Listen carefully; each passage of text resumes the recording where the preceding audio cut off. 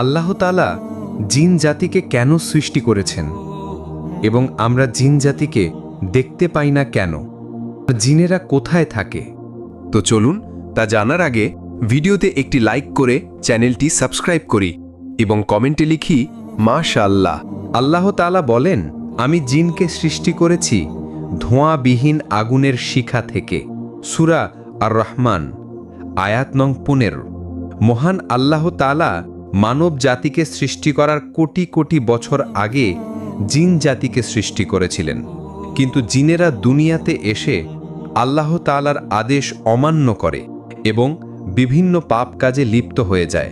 তাই মহান আল্লাহ তাআলা তাদেরকে অভিশপ্ত করেন এবং তাদেরকে পৃথিবী থেকে আড়াল করে দেন এবং মানব জাতিকে সৃষ্টি করেন। জিনেরা মূলত দুইটি জায়গায় থাকে। ঈমানদার জিনেরা থাকে পবিত্র জায়গায়, মসজিদ, মাদ্রাসায়,